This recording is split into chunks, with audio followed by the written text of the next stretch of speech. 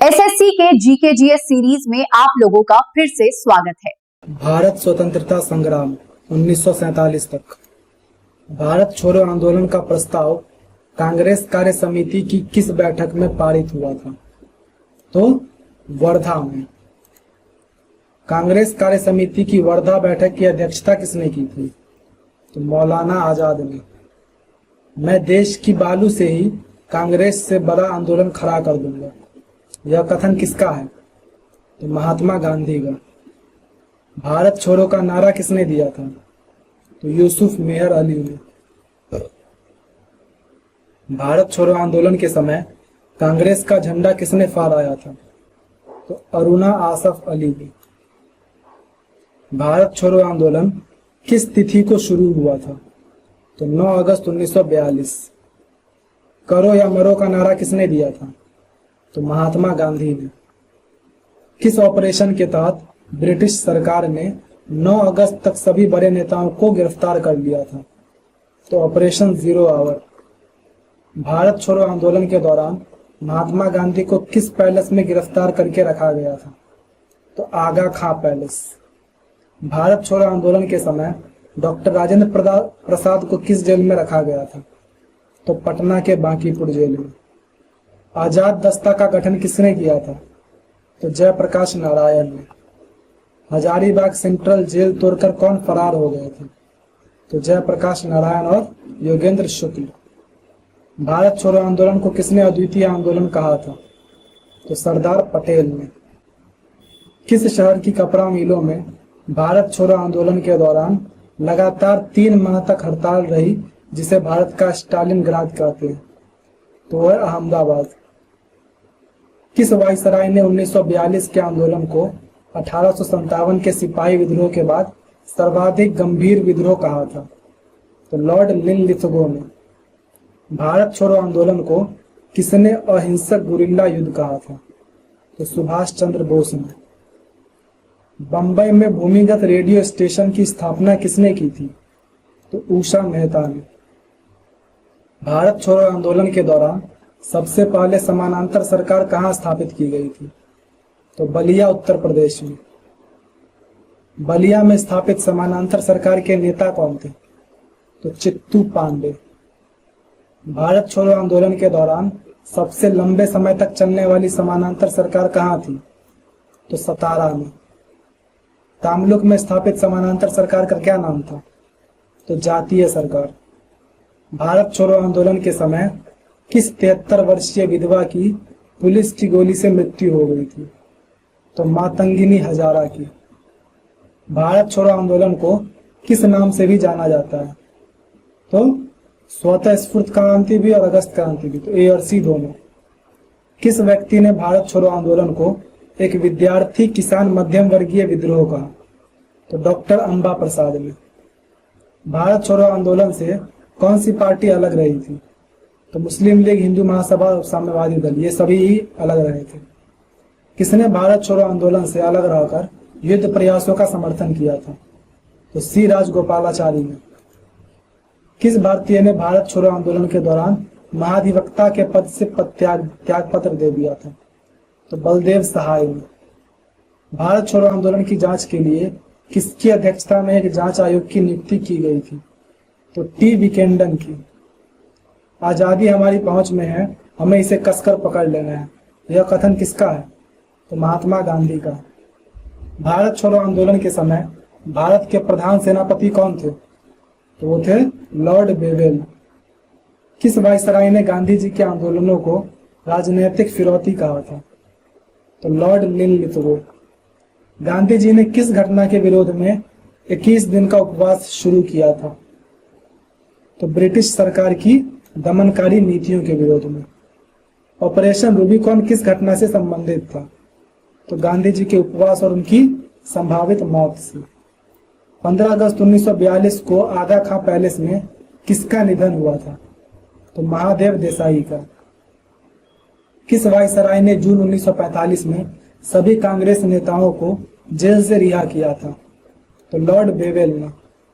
Wavell योजना में viceroy की कार्यकारी परिषद में हिंदू और मुस्लिम सदस्यों की संख्या कैसी रखने का प्रस्ताव था? तो बराबर।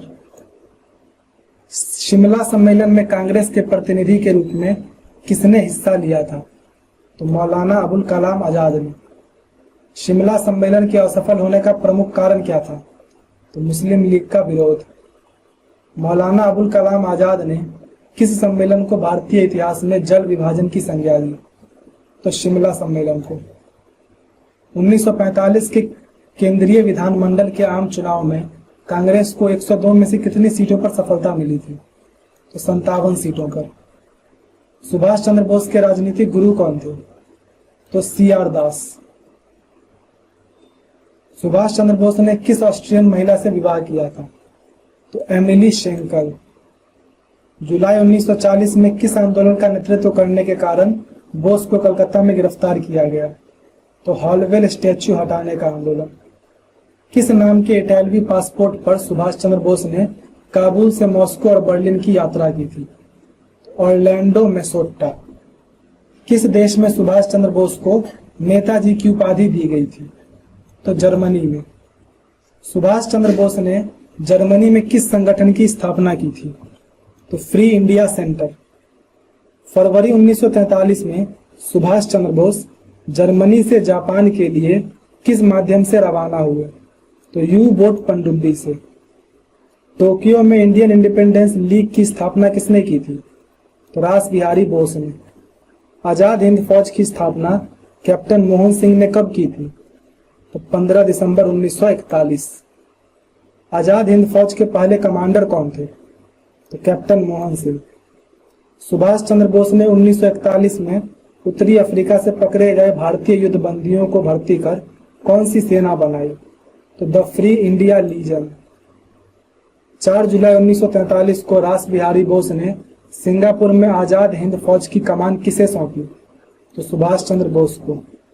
सुभाष चंद्र बोस ने किस स्थान पर दिल्ली चलो का नारा दिया? तो सिंगापुर में। आजाद हिंद फौज के किस कमांडर ने रानी झांसी रेजिमेंट का नेतृत्व किया? तो लक्ष्मी सहगल ने। आजाद हिंद फौज के झंडे पर किसका चित्र था? तो दहाड़ता हुआ बाघ। आजाद हिंद फौज का आदर्श वाक्य क्या था? तो एकता व्यापारी एवं एकता वफादारी एवं बलिदान। जवाहरलाल नेहरू ने आजाद हिंद फौज के जवानों को क्या संज्ञा दी थी? तो गुमराह देशभक्त। 21 अक्टूबर 1943 को सुभाष चंद्र बोस ने कहाँ स्वतंत्र भारत की अस्थायी सरकार का गठन किया? तो सिंगापुर में। आजाद हिंद सरकार को मान्यता देने वाले 9 राष्ट्रों में से कौन सा देश शामिल नहीं था? तो जर्मनी, जापान और इटली शामिल थे, रूस जो है वो शामिल नहीं था। सुभाष चंद्र बोस ने अंडमान और निकोबार द्वीप समूह का नाम बदलकर क्या रखा? तो शहीद और स्वराज द्वीप। सुभाष चंद्र बोस ने पहली बार महात्मा गांधी के लिए राष्ट्रपिता शब्द का प्रयोग किस माध्यम से किया? तो आजाद हिंद रेडियो के प्रसारण से। 18 मार्च 1944 को आजाद हिंद फौज के किस कर्नल ने भारतीय सीमा पार कर इम्फाल में तिरंगा फहराया? तो शौकत मलिक ने। गांधी जी ने सुभाष चंद्र बोस को क्या कहा था? तो देशभक्तों का देशभक्त। सुभाष चंद्र बोस की आत्मकथा का शीर्षक क्या है? Autobiography for an Indian pilgrim. Subhash Chandra Bose ने फॉरवर्ड ब्लॉक नामक अखबार का प्रकाशन कब शुरू किया? 1939 में। आजाद हिंद फौज के सैनिकों पर सरकार के प्रति निष्ठा की शपथ तोड़ने के आरोप में मुकदमा कहाँ चलाया गया? तो दिल्ली के लाल किले में। आजाद हिंद बचाव समिति का गठन किसने किया? तो कांग्रेस ने। भारी जन विरोध के कारण किस वायसराय को आजाद हिंद फौज के सिपाहियों की फांसी की सजा माफ करनी पड़ी? तो लॉर्ड बेवेल को। शाही नौसेना विद्रोह कब हुआ था? 1946 में। शाही नौसेना विद्रोह की शुरुआत किस जहाज पर हुई थी? तो HMIS तलवार। विद्रोहियों ने नौसेना केंद्रीय हड़ताल समिति का गठन किसके नेतृत्व में किया? तो MS खान के नेतृत्व में। शाही नौसेना विद्रोह को रोकने के लिए नाविकों से आत्मसमर्पण का आग्रह किसने किया? तो सरदार पटेल और जिन्ना ने। ब्रिटिश प्रधानमंत्री एटली ने भारत में कैबिनेट मिशन भेजने का निर्णय कब लिया? तो 15 फरवरी 1946। कैबिनेट मिशन के अध्यक्ष कौन थे? तो लॉर्ड पैथिक लॉरेंस। जब कैबिनेट मिशन भारत आया तब कांग्रेस के अध्यक्ष कौन थे? तो मौलाना आजाद। कैबिनेट मिशन ने किस स्थान पर एक त्रिपक्षीय सम्मेलन बुलाया? तो शिमला में। कैबिनेट मिशन योजना के अनुसार संविधान सभा में कुल कितने सदस्य होने थे? तो 389। कैबिनेट मिशन योजना में कौन सा प्रांत समूह ख में शामिल था? तो पंजाब। कैबिनेट मिशन ने किस मांग को अस्वीकार कर दिया था? तो पाकिस्तान का गठन।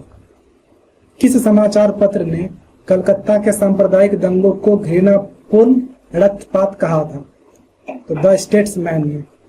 सीधी कार्रवाई दिवस डायरेक्ट एक्शन डे की शुरुआत मुस्लिम लीग ने कब की? तो 16 अगस्त 1946। 2 सितंबर 1946 को जवाहरलाल नेहरू के नेतृत्व में कितनी सदस्यों की अंतरिम सरकार ने शपथ ली? तो 12 सदस्यों की। अंतरिम सरकार में वित्त मंत्री का पद किसे मिला था? तो लियाकत अली खां को। अंतरिम सरकार में श्रम मंत्री कौन थे? तो जगजीवन राम। अंतरिम सरकार में रेल मंत्री कौन थे? तो आसफ अली। संविधान सभा की पहली बैठक किस तिथि को हुई जिसका मुस्लिम लीग ने बहिष्कार किया? तो 9 दिसंबर 1946। किसने संविधान सभा को हिंदू संगठन कहा था?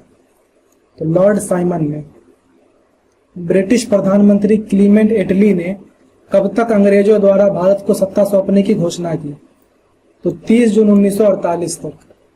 लॉर्ड माउंटबेटन भारत के कौन से और अंतिम गवर्नर जनरल के रूप में भारत आए?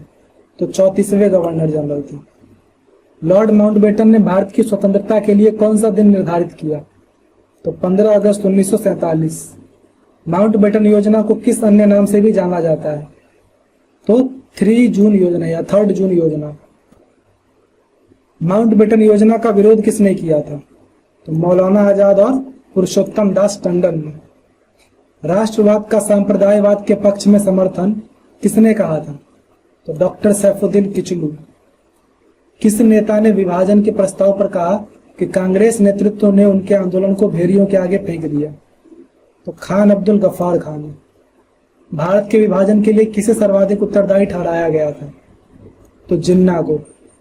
भारतीय स्वतंत्रता अधिनियम 1947 में कुल कितनी धाराएं थी? तो 20 धाराएं थी। स्वतंत्रता के बाद जवाहरलाल नेहरू ने आधी रात को दिल्ली की संविधान निर्मात्री सभा में कौन सा ऐतिहासिक भाषण दिया था? तो नियति के साथ वादा, ट्रिस्ट विथ डेस्टिनी। स्वतंत्र भारत के प्रथम एवं अंतिम ब्रिटिश गवर्नर जनरल कौन थे? तो लॉर्ड माउंटबेटन। प्लान बाल्कन को किसने त्याग दिया था? तो जवाहरलाल नेहरू ने। हैदराबाद रियासत का विलय किस ऑपरेशन के तहत किया गया? तो ऑपरेशन पोलो। इस तरह से ये खत्म हुआ। आपका जो भी स्कोर हुआ कमेंट कर दीजिए। मिलते हैं नेक्स्ट वीडियो में।